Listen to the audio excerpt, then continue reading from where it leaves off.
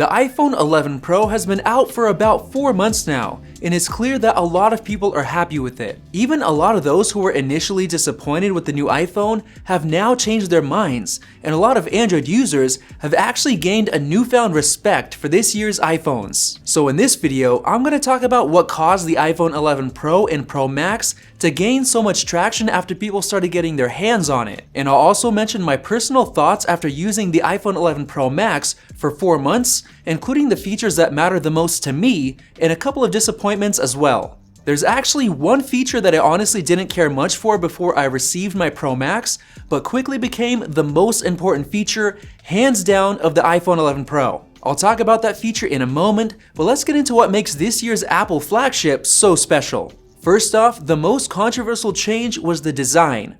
From the front, you honestly can't tell the difference between last year's iPhone and the 11 Pro, but the back is where we got some huge changes. The biggest one is of course the new glass square camera bump that's fitted with 3 large camera bumps in an array that's never been seen before on any smartphone. And even if you think it looks ugly, you've got to admit that it stands out from the crowd. If you see this triple camera bump, you know it's the iPhone 11 Pro. And honestly, that's a big reason why it's doing so well. I personally loved the design as soon as I got my hands on it and saw it in person. To me, it just looks very solid and premium. Another change is the new matte glass, which after 4 months, I'm extremely happy about. My previous iPhone XS Max started developing micro scratches on the back glass from regular use, and so far it seems like the matte finish has actually been protecting my 11 Pro Max from those same scratches, which is very surprising. I also thought that the matte finish would make it feel very slick in my hands and make it easier to drop, but thanks to the glossy stainless steel frame, I haven't dropped it once. This is actually the midnight green color, which is honestly the best color I've had on any iPhone. The green tint is very subtle, but it really helps it stand out from the space gray. So whether you believe it or not, the rear of this new iPhone 11 Pro has actually helped sell more of them because it looks and feels different from other iPhones, and that's what matters to people. Now let's talk about the internal features that I believe have made the iPhone 11 Pro so successful. The absolute most important feature of all is the battery life. Apple did say that we get a couple more hours of battery life with the 11 Pro, but I think they underestimated it. I'm getting so much more battery life now that I don't know how I was able to get through the day with my previous iPhone XS Max. It's kind of ironic that we now get a new 18-watt fast charger in the box, which I'll talk about in just a minute, because I'm honestly only using it every other day now. With my old iPhone, I would 100% have to plug it in every single night to make sure I would get through the next day. But now with the 11 Pro Max, the battery seriously gets me well into the next day, and there have been many occasions where it would last me 2 full days if I turned on battery saving mode towards the end of the second day.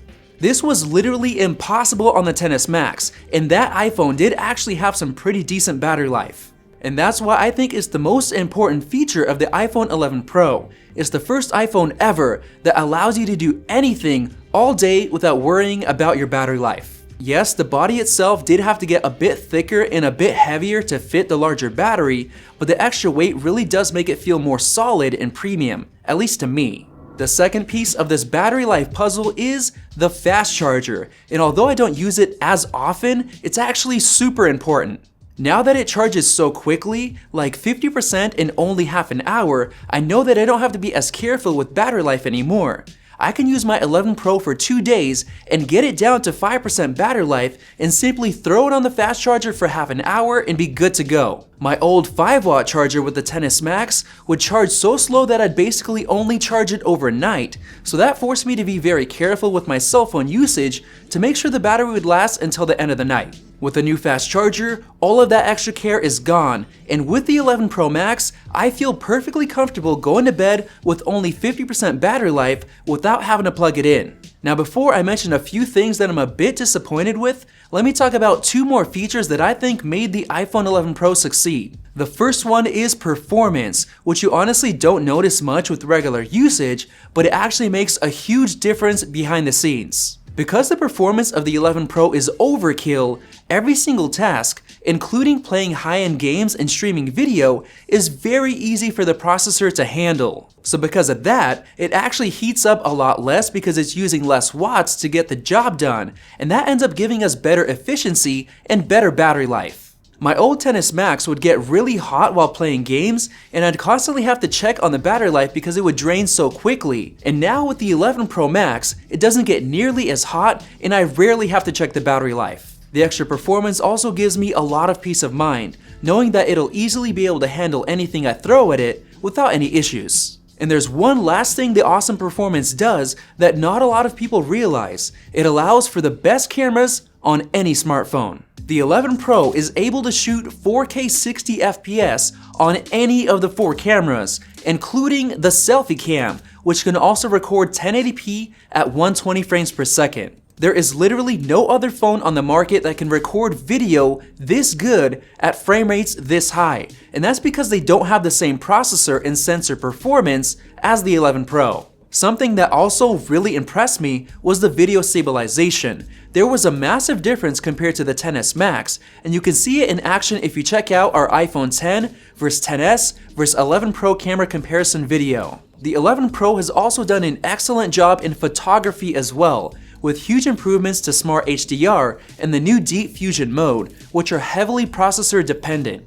I personally noticed a huge difference in white balance accuracy, which was the main thing that I complained about with my XS Max. Now the 11 Pro might not take the best photos out there, but they're very consistent, which matters a lot to me. And combined with the best video recording out there, I honestly think it's the best choice for overall camera performance. So those 3 things, the battery life, the performance, and the excellent camera quality have been the most important features to me since I got my hands on the 11 Pro Max 4 months ago. Some honorable mentions would be the difference in display brightness and improvements in speaker quality. Even though I didn't really notice the color accuracy or contrast improving on the 11 Pro, I've definitely noticed that it can get much brighter than the XS Max. Viewing the screen is a lot easier while out in the sun, and it's impressive that it doesn't really get as hot as before while maxing it out. I'm also very thankful to Apple that they've continued to work on speaker quality and volume every single year, and it's much improved with the 11 Pro,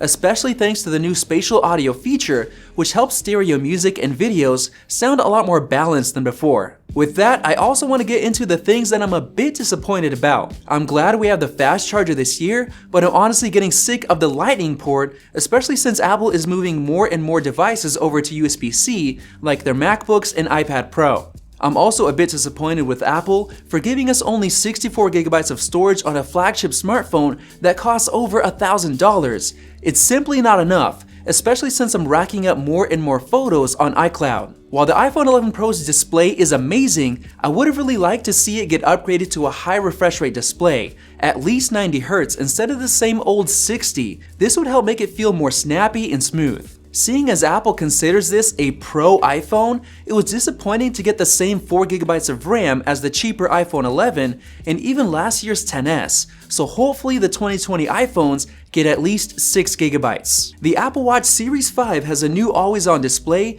which is a feature I've been wanting on this iPhone for years, and yet we still don't have one. And finally, the biggest thing I'm not happy about is the Face ID notch. It's been 3 years of updates and we still have the exact same notch, while a ton of other Android phones have slimmed it down or even gotten rid of it completely.